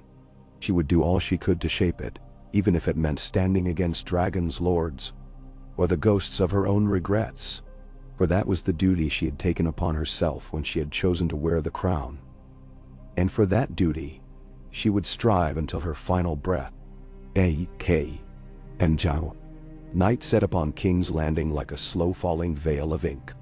In the stillness of her private chamber, Lyanna Stark found herself hunched over a scattering of parchments by the glow of candles. The hour was late, but her mind was too restless to grant her sleep. Each letter pressed upon her the weight of an entire kingdom's expectations. She had read 3 times over the last communique from their envoy in Essos. Still no definitive answer from Viserys Targaryen, only the insinuation that he would continue to gather strength. The words danced in her mind. Talk of sellsword companies, whispers of marriage alliances between the Targaryens and some lesser magisters of Pentos or Myr. None of it was confirmed, yet she could not banish the dread that these fragments of rumor formed the edges of a bigger threat. Exhaustion made her temples throb, yet she pressed on, skimming reports of border raids by errant Ironborn and entreaties from small lords of the Riverlands for relief from taxes. The baby stirred inside her, a faint nudge that made her pause. She laid a careful hand against her belly, feeling the subtle life. There, in the hush of the chamber, she let the tension ease from her shoulders. It never ceased to amaze her how that small reminder of innocence could ground her, drawing her back from the ceaseless tide of duty. Outside her window, the moon rose high, cold and pale, mirrored on the dark waters of Blackwater Bay. She closed her eyes, remembering a time when the moonlit sky over Winterfell used to enchant her, how she would slip outside to roam beneath the towering trees, her cloak dusted with snow. The quiet of the north felt like a different life altogether, one that had belonged to a girl unaware of the heartbreak and burdens that lay ahead. She glanced at the letters one final time, then set them aside. Rising, she stretched until her spine popped. She moved to the window, opening it slightly despite the chill, letting in the whisper of the city. Fires crackled somewhere in the distance, and the ocean breeze carried a tang of salt. A faint murmur of voices drifted from the courtyard, guards changing watch, their cloaks rustling in the shadows. She reminded herself that she had to rest if she hoped to endure another day. With measured steps, she crossed to the bed, blowing out the candles one by one. Darkness enveloped her chambers, and she lay down, hands resting protectively over her belly, falling into a fitful slumber that felt more like drifting through half-remembered dreams than true rest. She woke to a soft knock at her door, the light of dawn pressing against the shuttered windows. At her summons, a handmaiden entered, head bowed, bearing a simple breakfast of bread, boiled eggs, and watered wine. Lyanna ate sparingly, her stomach unsettled. A restlessness pulled at her to leave the stifling corridors of the Red Keep, to feel the open air and the warmth of the sun. She dressed in a plain woolen gown, a light cloak draped over her shoulders, far from the rich adornments the southern lords might expect of their queen, but she preferred practicality. Exiting her chambers, she found the guards waiting, ready to escort her wherever she wished. She nodded curtly and directed them to the castle stables. Her horse, a slender chestnut mare named Bramble, greeted her with a nicker. Lyanna stroked its muzzle, murmuring soft words of affection, remembering how she used to ride for hours around the quiet fields near Winterfell. But now she must not gallop too hard or too far. The child within was a constant reminder to be gentle with herself. Even so, she needed the feel of a horse beneath her, the rhythm of hooves, something to remind her she was still human, not just a symbol perched on a spiked throne. They rode out through the gates of the Red Keep into a mild morning. City streets buzzed with early trade. Fishmongers calling their wares, the clank of a blacksmith's hammer, children darting between wagons. Here and there, folk paused to watch her pass, some bowing, some merely staring in fascination. She tried to offer a faint smile, though she felt the barrier between them. The intangible wall that royalty always wore. Guards spread in a protective ring, warding off any who might draw too close. Lyanna guided her mare toward the outskirts of the city, where the land unfurled in low, rolling hills and sparse groves of trees. The guards kept a respectful distance, allowing her a semblance of privacy. She breathed in the fresh air, letting the mild wind stir her hair. For a few precious moments, she closed her eyes, trusting her horse to walk the path. The gentle sway beneath her felt comforting, an echo of simpler days. It couldn't last, of course. After a brief ride, she turned back, conscious of the matters awaiting her. Responsibilities loomed like ravens on a battlement. By mid-morning, she was in the small council chamber, the table littered with fresh reports. Ned stood beside her, stoic and calm, setting down a new stack of letters from the north. Petyr Baelish was there, wearing his perpetual half-smile alongside Varys, hands folded, his face displaying polite interest. Stannis Baratheon sat stiffly, eyes hooded. Tywin Lannister arrived in due course, as did Pycelle the Grand Maester, fussing with the trim of his robes. Barristan Selmy remained near the door, a silent sentinel. They began with the grim news of new raids by the Ironborn. Victims described swift attacks on small coastal hamlets, the reavers vanishing with stolen cargo before local forces could mobilize. Lyanna's mouth pressed into a thin line. The Greyjoys had been quiet since the rebellion, but it appeared they tested the kingdom's readiness. She ordered Stannis to coordinate with the royal fleet, stationing patrols along vulnerable coasts. Ned added that White Harbor would be alerted, and House Manderley would place watchers on the northern seas. Tywin Lannister remained silent for the most part, tapping a finger on the table as though bored by naval concerns. Still, Lyanna noticed he listened closely, storing details for his own private calculations. Next came the subject of finances. Baelish prattled on about trade revenues improving and the treasury's stability. He wanted the Queen to consider a grand new set of walls along the city's perimeter to showcase her reign. She vetoed the suggestion for now, pointing out that the coin was better spent ensuring safety along trade routes, rebuilding war-torn areas, and fortifying actual vulnerabilities, rather than constructing ornamental expansions. Littlefinger yielded with a gracious bow, though she sensed a mild irritation behind his courteous mask. At last, they turned to the matter of Viserys Targaryen. Varys cleared his throat. My little birds report that the Beggar King remains in Pentos, though it seems he has courted visitors from the Golden Company. There's no confirmation he's secured their allegiance, but rumor says he seeks funds to buy loyalty. He's cunning enough to know that no matter how small an initial force might be, a single victory on Westerosi soil could rally further support. Lyanna felt a wave of unease. The Golden Company was famed for never breaking a contract, originally formed by rebels tied to House Blackfyre generations ago. If they saw an opportunity to restore a Targaryen, or if Viserys promised enough coin and prestige, they might indeed sail for Westeros. She asked, "Has our envoy made headway in negotiating some sort of truce or understanding with Viserys?" Ned shook his head, face somber. Last Raven suggested Viserys refused even a face-to-face meeting unless the crown formally acknowledged his birthright. Our men dared not concede to that. The conversation remains at an impasse. Stannis snorted. We've indulged his fantasies enough. Let him raise an army if he can. We'll crush it. Then what? Lyanna glanced at him.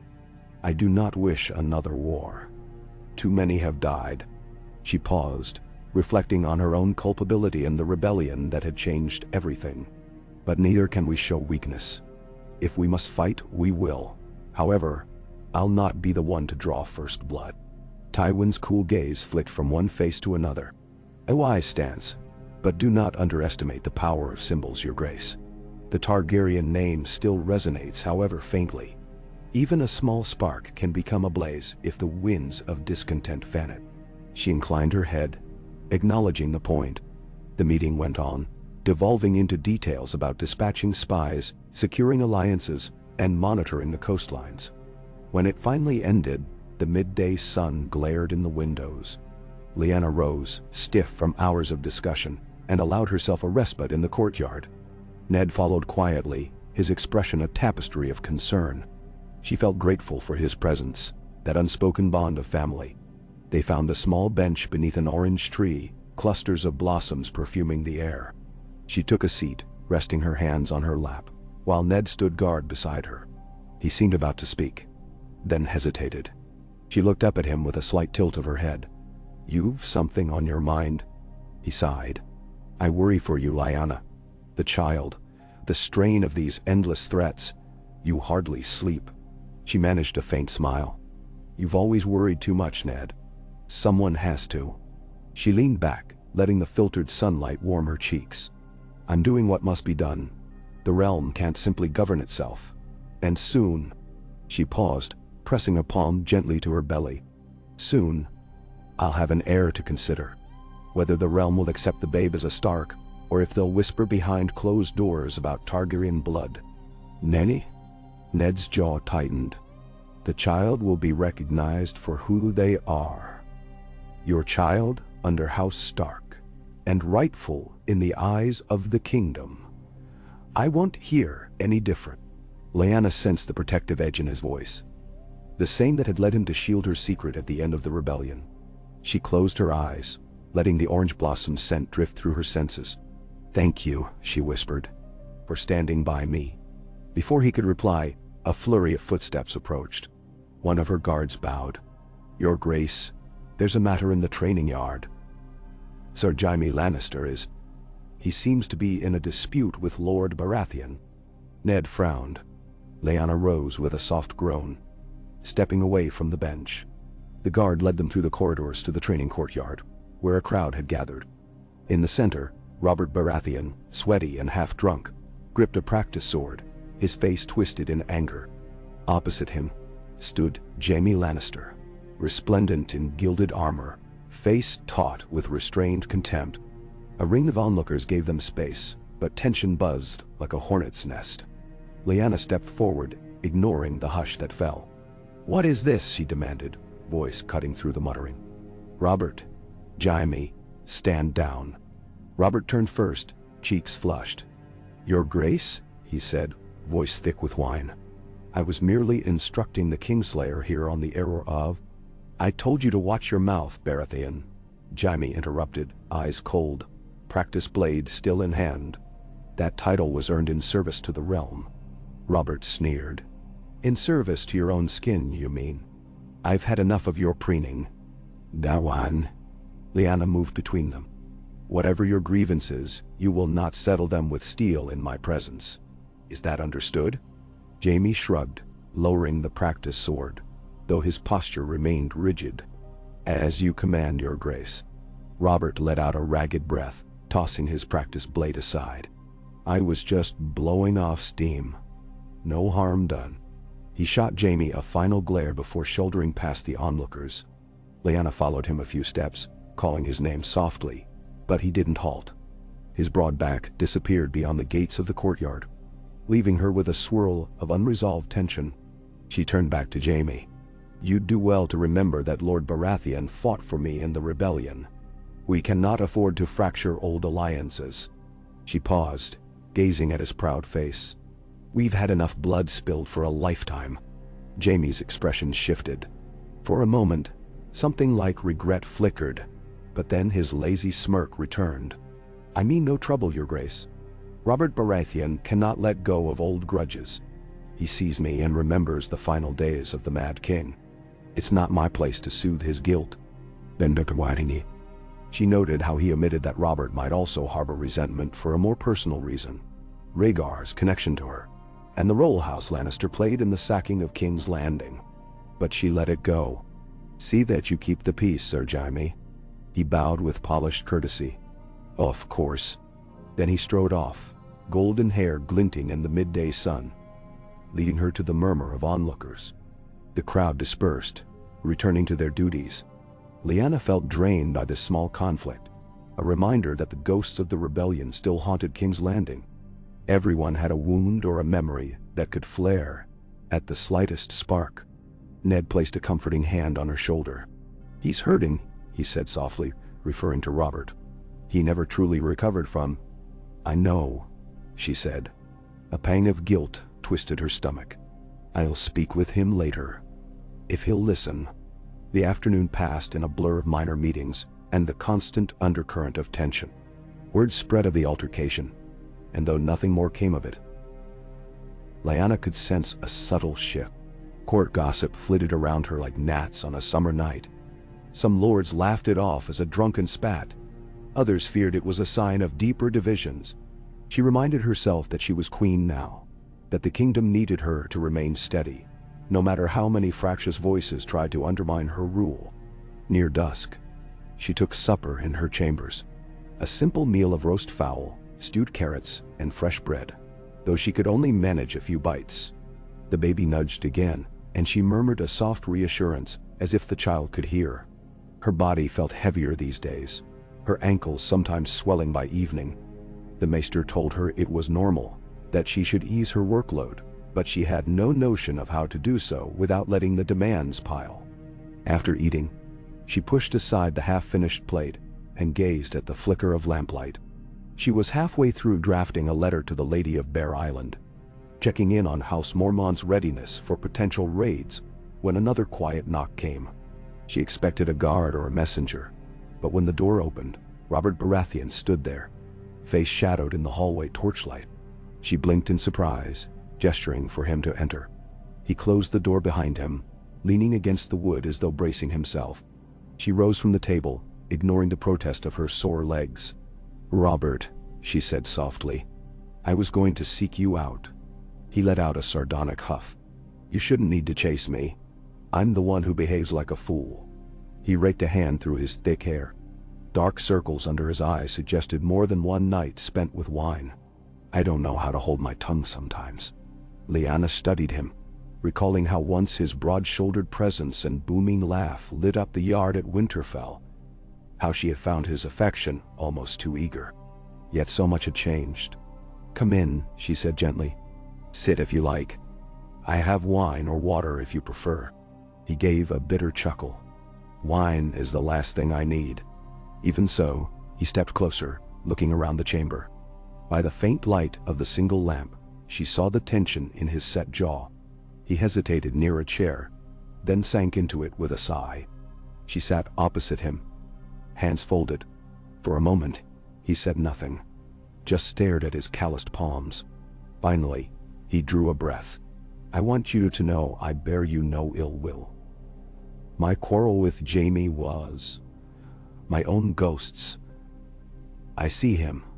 I think of the Mad King, of Rhaegar, of the War. Everything I dreamed of, everything I thought was mine, evaporated." She nodded, pulse steady, letting him speak.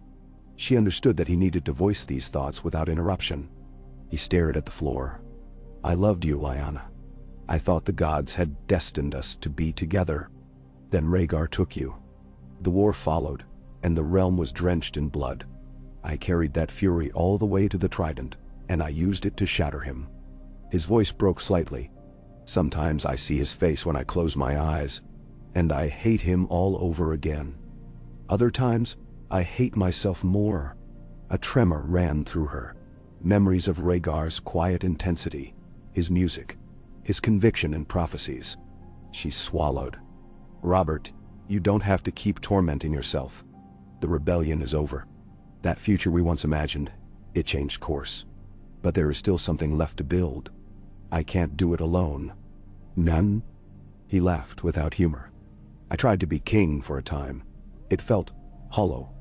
My appetite for war was all I had, and once the war was done, I was left with an empty throne. You took it, and perhaps that was for the best. You have a heart I never did." He looked up, eyes glistening with unshed tears. "I keep dreaming of an impossible past, when I should be forging a new path. I can't see that path yet, but I know I must find it. Otherwise, I'll drink myself into an early grave." She reached out, her fingertips brushing his arm. "You're free to choose now. Storm's End needs you. Your bannermen need you. The realm needs you, if not as king, then as Robert Baratheon. A warrior, a lord, a voice people respect." He let out a long breath. "You're kinder than I deserve." She shook her head, not wanting to dwell on the old complexities. "I can't rule if the lords under me are broken. I still see you as a friend, if you'll allow it. We've both lost much. Let's see if we can heal together." A faint spark lit his eyes, though sadness still clung to him. "You're a better friend to me than I've been to you, that's for certain." He rose, his large figure looming over her. For a moment, he looked as though he might say more, but instead, he bent in a half bow. "I should go. I'll be leaving for Storm's End soon. My brother Renly sent a letter complaining I've neglected my duties there. Perhaps I should see what can be salvaged of my lordship." She stood as well, offering a gentle nod. "Travel safely. My thanks for coming to me tonight." He turned, paused at the threshold. "Thank you, Lyanna. Gods keep you." Then he was gone, his heavy footsteps receding down the corridor. She stood there for a long moment, the lamp's flame making shadows dance across the walls. A strange mix of relief and sorrow curled in her chest. Perhaps this was a step toward closure, or as close as they could ever come to it. The next morning, she received word that Robert had indeed departed early with a handful of Stormlanders.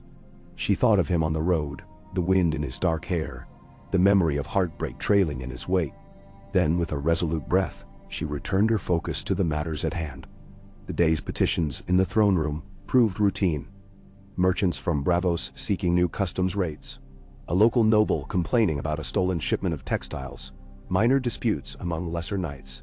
Between each petitioner, she glanced at Ned, gauging his silent reflections. He stood to the side in dark wool, hand upon the pommel of his sword, offering calm support. Petyr Baelish hovered near the dais, listening intently, ever the opportunist, gleaning secrets.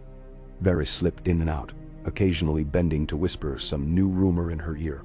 She found herself wishing for fresh air and quiet, but she dutifully stayed until the last petition was heard. In the late afternoon, a fresh commotion arose.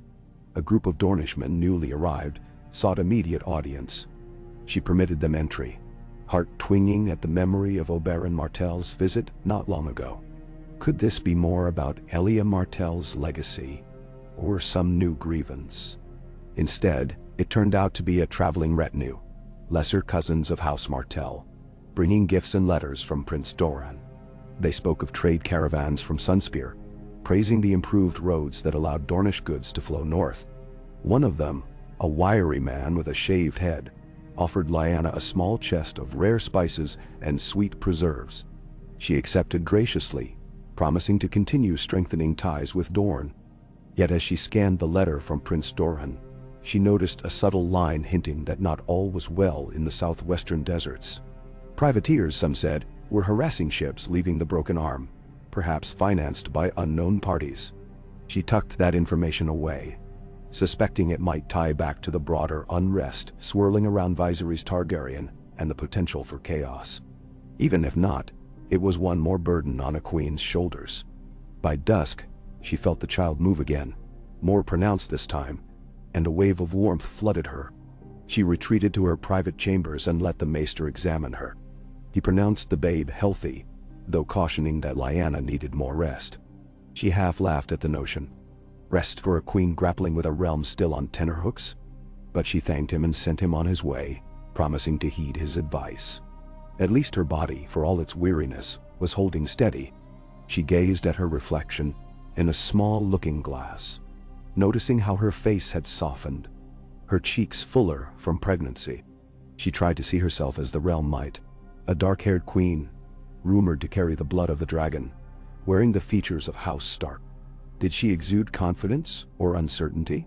Strength or vulnerability? Perhaps both, for she felt them warring inside. She touched her swelling belly, whispering a silent vow to protect this child, to forge a kingdom worthy of being inherited. Late that night, she slipped out to the godswood again. Torchlight revealed the pale bark of the weirwood, its red leaves trembling in a mild breeze. The face carved into the trunk seemed to watch her approach with a timeless patience. She sat at the base of the tree, letting her cloak drape over the grass.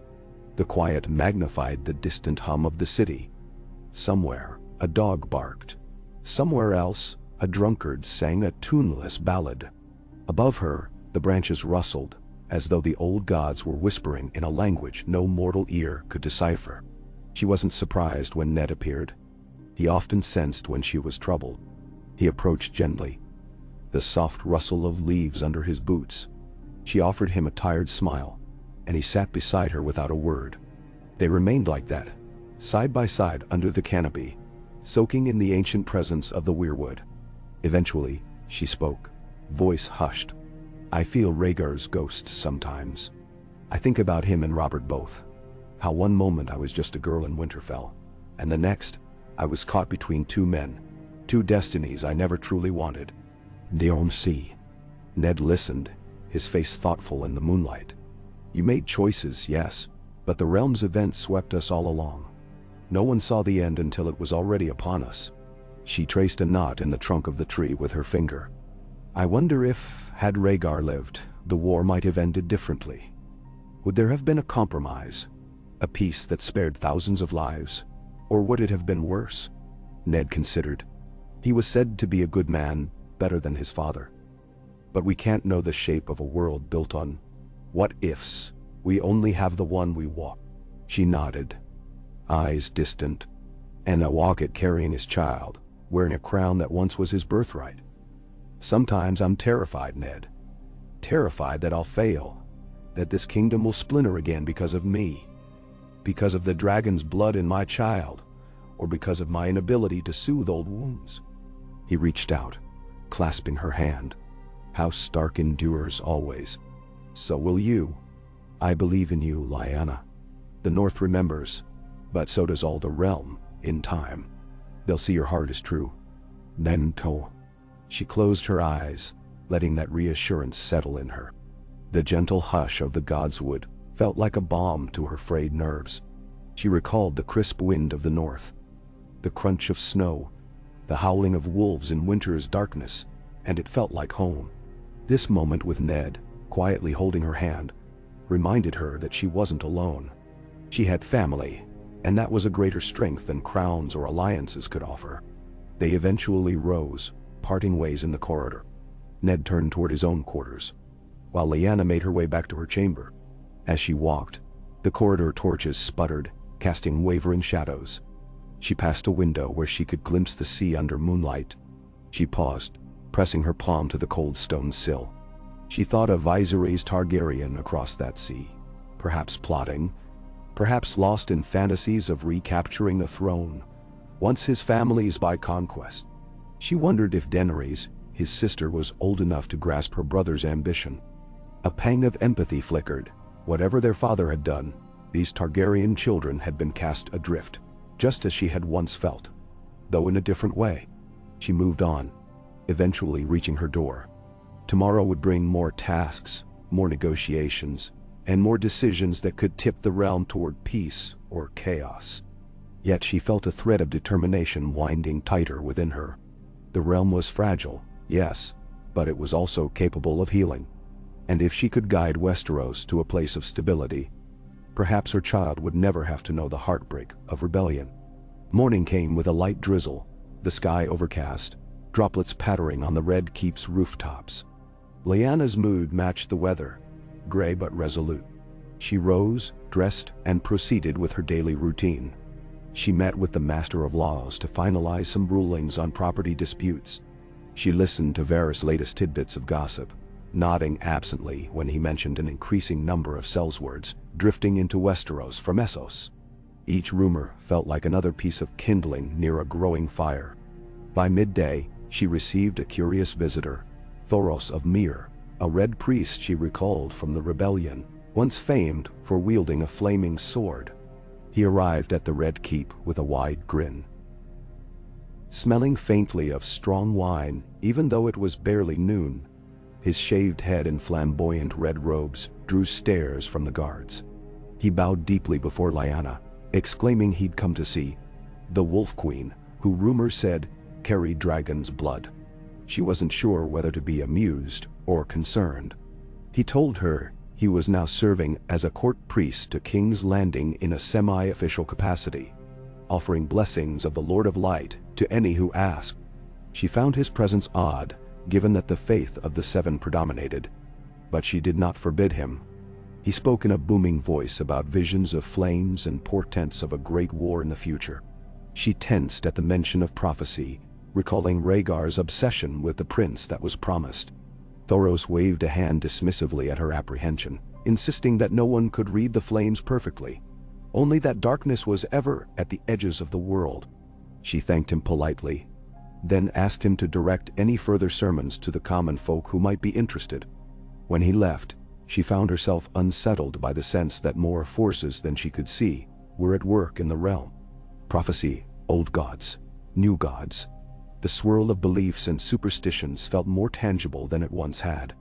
She resolved to keep her focus on the tangible threats, letting the mystics concern themselves with cryptic portents.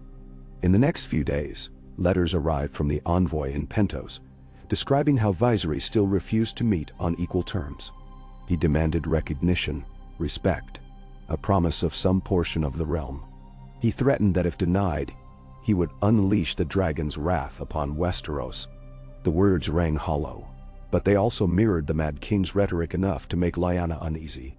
She instructed the envoy to maintain the stance of polite firmness, reiterating that the crown would hear him only if he disavowed violent intent. She also received news that Balon Greyjoy's forces were indeed testing the coasts. House Mormont had repelled a small raid on Bear Island, and other scattered attacks were reported around the coast of the Westerlands. Nothing large-scale, yet it signaled a new boldness. She called another council meeting to discuss the matter. Stannis advised an aggressive naval response, while Tywin Lannister insisted on protecting Lannisport. Ned concurred with the need for increased vigilance, but cautioned against launching a costly campaign that might stretch their resources. Lyanna agreed to deploy scouting ships and a modest force to deter the Ironborn, warning them that any significant aggression would be met swiftly. Still, she felt the realm's fabric fraying, pulled in too many directions by lingering resentments. That evening, she stood by her balcony, watching the rain clouds break apart to reveal a clear night sky.